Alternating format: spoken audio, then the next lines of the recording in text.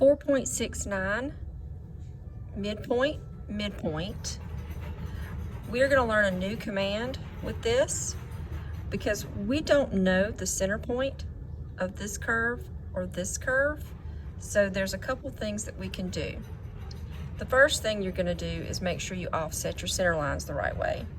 From the center over, it's 3 inches, but you can't assume 3 inches this way, 3 inches that way. That's not what this is telling you. You have to look at all of your dimensions. So we're going to offset over 3 inches to get this center line, and then we're going to offset that center line back 5.62. You're going to have this inner circle and then this outside circle. Don't forget this outside circle. It is a radius of 1.75. So you'll place your circles at your center points, and now you have to connect everything together.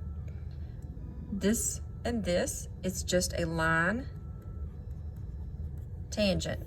Use your tangent object snap and grab that circle. Go back to your tangent object snap and grab that circle. You do the same thing at the bottom. Trim out what you don't want. This curve is just a fillet between the two circles. You're going to fillet this circle to that circle with a 1.5 radius.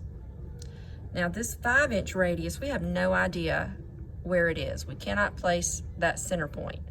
So we're going to use the circle command, and we're going to use tan radius. So when you click tan radius, it's going to ask you for your first radius circle. You need to click on the back side of that circle right there. It's going to ask you for your second tangent.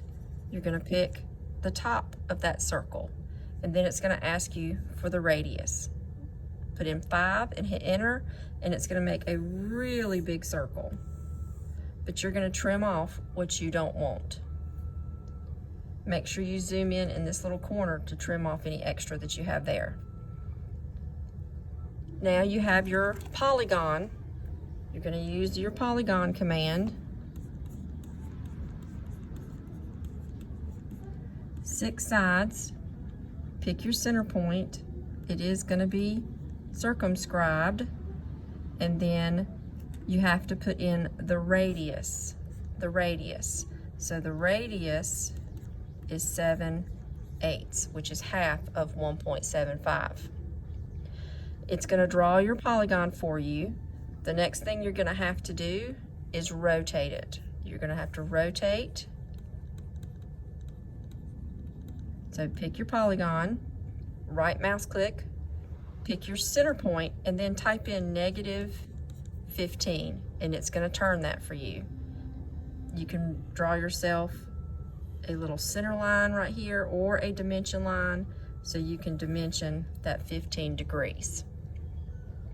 This is in decimal dimensions, so you're going to have to change your dimension style under annotation, change it from fractions to decimals, and then dimension the part.